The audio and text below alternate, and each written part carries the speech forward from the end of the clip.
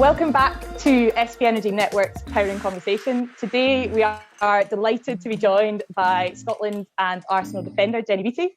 Jenny's going to chat us through her career so far. So first of all, how are you? I'm good, thank you. I'm happy to be on this chat. Good.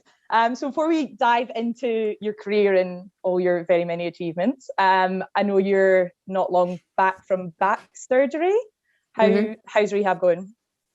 It's good. I had surgery. I think I'm about almost 4 weeks post back surgery now. But to be honest, I was just so glad to get it done. I'd been managing my back pretty much since I was a kid, and it had kind of been really bad the past year. So I was just grateful to get to the sort of root of the problem, and come home for 4 weeks is not much better than it was weird getting surgery at the end of a season, but it meant I could get a good chunk of time at home. So maybe 30, but still being pampered by parents is not so bad. Let's go back to the start in terms of your career. Obviously, you've got a big rugby influence in your family from your dad and also your brother. What made you choose football? Yeah, good question, because I know your brother obviously plays, so there's an easy way why you got into it. But no, for me, it was actually, my brother played a lot of football when he was really young. But it was actually one of my best friends in primary 4, I think it was.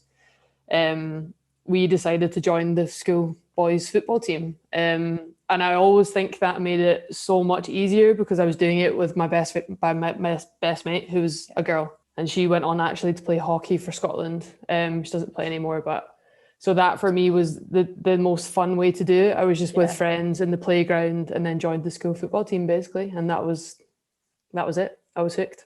I just loved sport. I'm sure you would have been the exact same. Like when you've got a big brother, or is your brother younger? Your brother's younger. I've got 2, so younger and an older.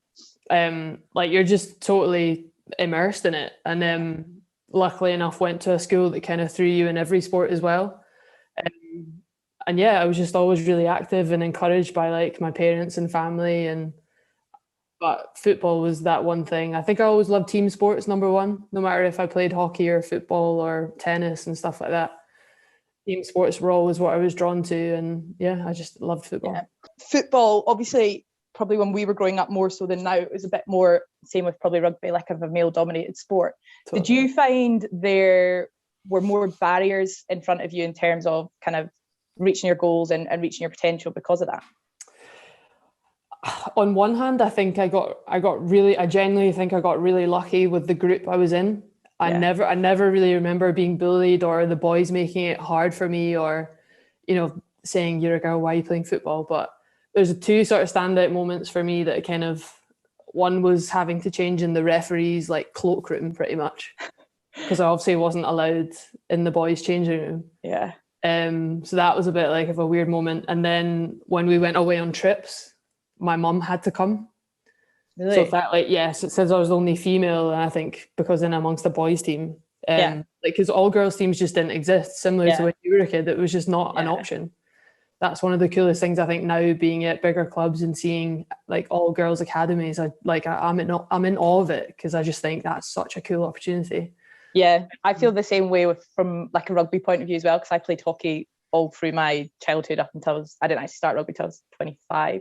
I never had an opportunity to go and try rugby, let alone like join a good team or anything like that. Right. So I think like from a similar point of view, like I look now and I'm just like, this is amazing. And it's like, it is super cool in terms of the opportunities they have. So in terms of, obviously you play for boys teams most of your childhood.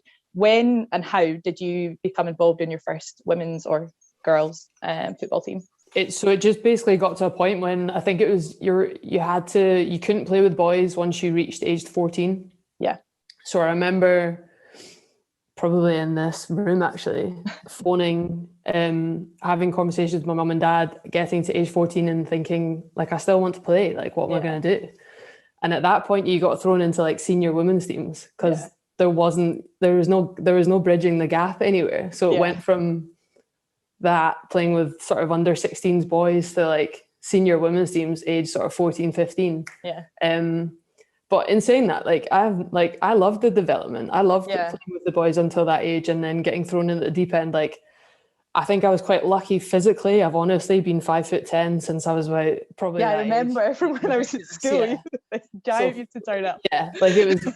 I was actually probably really lucky in that sense. If I was a late bloomer, I think I probably would have struggled. But I guess as well, like those experiences have probably really prepared you well for elite and professional sport, in terms of you've never, well, growing up anyway, you were never in your comfort zone. Like obviously you grew up playing with boys, and then you ended up playing in, when you went into women's, well above your age grade. Do you think that experience has actually put you in like a good kind of, I guess, mindset in terms of going into professional sport? Yeah, I guess so. I mean, like I didn't really turn fully professional until I was 22. It was very much semi-pro. Going from the Scottish Premier League to down in England when I was 18. Even when I was in Arsenal aged 18, it was still semi-pro. But no, 100%. I think that's one of the biggest things that I would encourage all young kids to do, is to go out of your comfort zone. One of the best things I ever did was go and play abroad. Yeah. I played in Montpellier for an hour and a half, a year and a half. One match. Short spell. But it, like I say this to everyone, it was without a doubt the hardest thing I've ever done in my life. Like going away from home, albeit my brother was there playing rugby, but like a different language, all that stuff. The coach didn't speak a word of English. It was well and truly out of my comfort zone. But I definitely think playing with boys, playing in senior teams at a young age, yeah, you're probably right. It probably did put me on a little snowball effect to, okay, it's normal being out of your comfort zone, just roll with it. Was your goal always to play for Scotland? Yeah, I think, yeah. I mean, it's something as a kid, I generally don't think you even have that on your radar. I don't think it's like I didn't. Just having fun and playing football. Yeah, like I just loved it and kept playing and kept playing. I do remember we were on holiday in France for the France 98 World Cup. Yeah. So I maybe subconsciously that probably, I mean, I remember wearing Tammy hats in a Scotland shirt, and just, I think France won it that year, and that was obviously the last major tournament that the men's team were at. Yeah. So for me to watch Scotland at a major tournament, that 100% probably lit a fire somewhere. Yeah. Pretty cool then that you went full circle in terms of you played in the World Cup in France then. Like, it's honestly mind-blowing. I don't, because I missed Euros through injury. So to get to a World Cup in France, you know, sort of 18 years after, no, that's very bad math. 20, yeah, a little while. Yeah, so to be there playing our World Cup for the women's team in France with my mum and dad there was just next level. Yeah. How, like, I guess, like, I can kind of relate from like a Scottish women's rugby point of view, but how big a moment really is that for Scottish women's football that you did qualify for your first World Cup, and what have you seen as kind of, like, I guess, the snowball effect off the back of that? Yeah, I think qualifying for the Euros, first of all, I think that was kind of the first major tournament that the women's team had ever qualified. So I'd been part of qualifying campaigns and getting to playoffs and being gutted by not qualifying. So to finally have done it, it was kind of like, it was almost weird having a tournament to prep for. I know that might sound really bizarre, but it was finally like, okay, we're not the team that people use as warm-ups for prep. Yeah. We're now prepping for it. And it was just this most unbelievable thing that we could finally go home to our friends and family and be like, no, we're playing at a tournament. Yeah, like, come and watch us. Like, in all honesty, the buzz is, I think the World Cup even more so, because it was a World Cup. Yeah. The World Cup just has a new level of excitement that brings to a country, and credit to like all the Scottish fans. Like, I know it wasn't a men's team, it was a women's team, so it's almost like a little bit different in that sense, but they backed us. The Tartan Army were unbelievable. Like, it was so much fun, and it was so amazing to be a part of. Yeah, no, it was fantastic to watch, and also to see that journey as well, like as another Scottish women's team who are probably in a similar kind of phase as well. For us to see you guys, it was very inspirational for us as well, so thanks for that. We probably skipped a big chunk in terms of how you actually transitioned into playing for Scotland, so talk to me around kind of that transition and how you became involved playing for Scotland. Good question. I guess for me, the one thing that Scotland was very good at is the youth setup. It was from under 15s, 19s to then A squad. And I generally remember getting the first letter through the door for the under 15s camp, and I remember it was in Leipzig in Germany, and I just burst out crying because it's one of those things you just never think to be possible, and that was at under 15s level. And I think I was probably, I can't remember how old I was, 13, 14, and so to think I was going away with other footballers that were all girls at such a young age to go and play for your country, it was just the best possible opportunity I could have hoped for. And then I guess I just obviously got older and played through the age groups and got called up for my first senior camp when I was 16. So I think I came through pretty young, and got my first cap when I was 17. So it was quite a quick transition through. But I loved my time in the youth squads. We qualified for 19s tournaments as well. And then before I knew it, had first senior cap, which was amazing. My mum flew to Cyprus to come and watch in an empty stadium. It was amazing. That's cool. And now somewhere in the region of 100 plus caps as well for Scotland, is that right?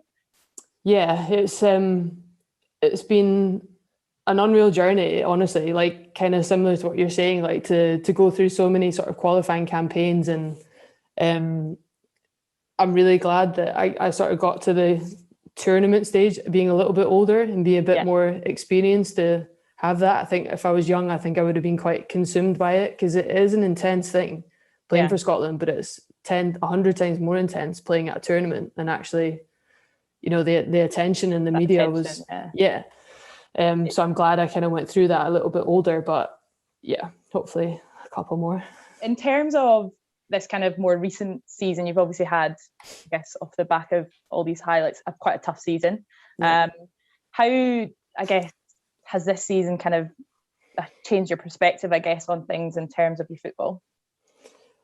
Yeah, I don't think it's hugely changed my perspective on everything, to be honest. I think being diagnosed with breast cancer in October and coming through it and being okay, your mindset just completely changes towards football.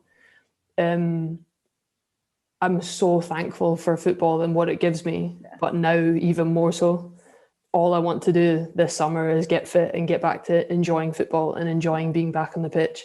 I think you'll know exactly what I mean, but you get so consumed by the pressure and the intensity and trying to be super professional because you're trying to grow a game and you're trying to, prove to people that women's football is serious and women's rugby is serious. So you just get caught up in the intensity of it. It's a bubble. And I think this year has given me an opportunity to just step back with obviously breast cancer and a couple of injuries that have probably been intertwined between them, and just made me realise that there's no point putting 100 million miles of pressure on yourself, and just take a step back and really, really appreciate everything. And that's hopefully what I've done. And I honestly just can't wait to get back fully fit and really enjoy being back on the pitch.